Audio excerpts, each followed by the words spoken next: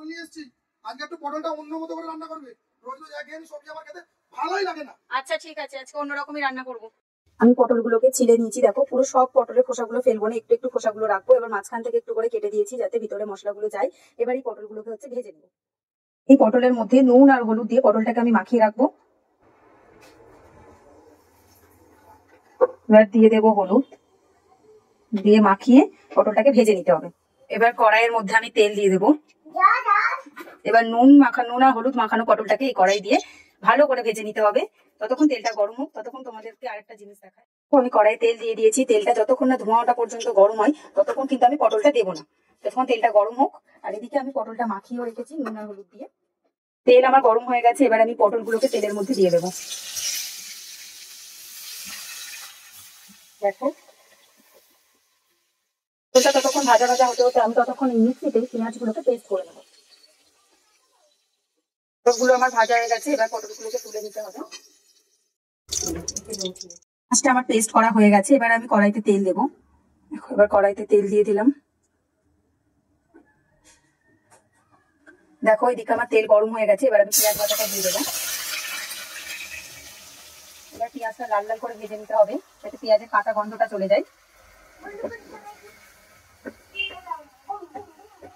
একদম একটু ভেজে ভেজে নিতে হবে যাতে পেঁয়াজের কাঁচা গন্ধটা চলে যায়, নাহলে খেতে ভালো লাগবে না।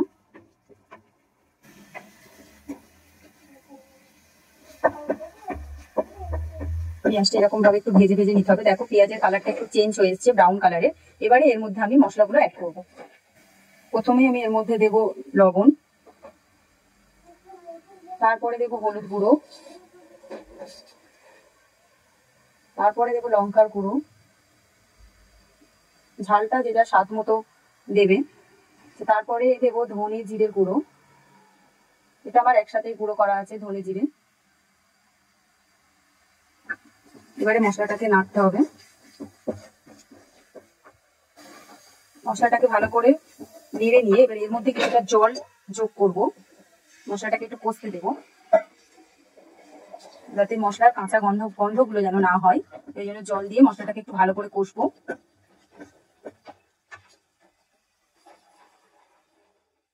ততক্ষণ কষতে থাক, যতক্ষণে মশলাটার মধ্যে দিয়ে তেল ছাড়ে। তার মাঝখানে আরেকটা কাজ করে নিতে হবে, সেটা হচ্ছে এই যে টক দইটা ততক্ষণ আমি ফাটিয়ে নেবো।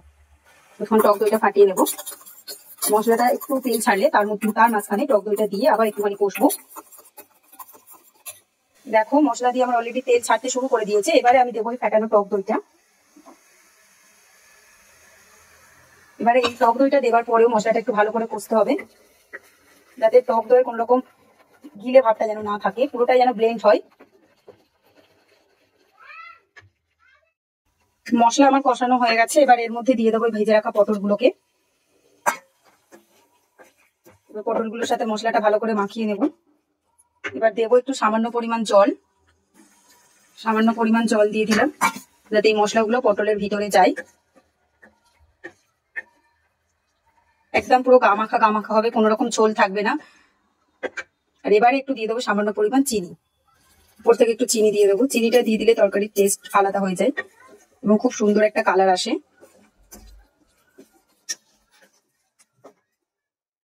মশলাটার সাথে পটলটা কষানো হয়ে গেছে, এবার আমি এতে দিয়ে দেবো জল দিয়ে দিয়েছি। জলটা এবার ফুটে উঠলে গ্যাসের ফ্লেমটা একদম আস্তে করে দেবো। একদম গামাখা হয়ে গেলে আমাদের তৈরি আজকে দই পটল। দেখো আমার দই পটল পুরো রেডি হয়ে এসছে। এবার আমি উপর থেকে একদম সামান্য গরম মশলার গুঁড়ো দিয়ে দেবো। দেখো একদম অল্প করে গরম মশলার গুঁড়ো দিয়ে হালকা করে একটু নাড়াচাড়া করে দেবো, দিয়ে ঢাকা চাপা দিয়ে একদম ঢাকাটা চাপা দিয়ে গ্যাসটা বন্ধ করে দেবো। ও আমার দই পটল একদম রেডি হয়ে গেছে, কম উপকরণ দিয়ে খুব টেস্টি দই পটল। যদি তোমরা কেউ বানাতে চাও তাহলে এটা ফলো করো এবং তোমাদের বাড়ির লোককে কিরকম রিভিউ দেয় প্লিজ আমাকে কমেন্ট করে জানিও। আর ভিডিওটা ভালো লাগলে অবশ্যই লাইক কমেন্ট আর শেয়ার করে দিও। তোমরা ট্রাই করো বাড়িতে, আশা করি তোমাদেরও ভালো লাগবে। এই পর্যন্ত, টাটা।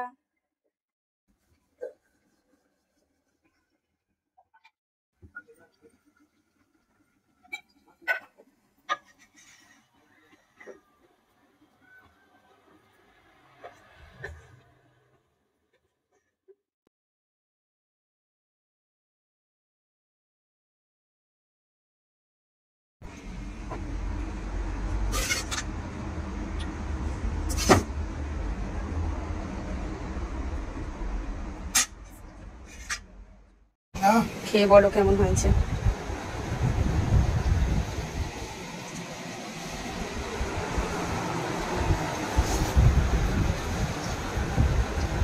অসাধারণ অসাধারণ।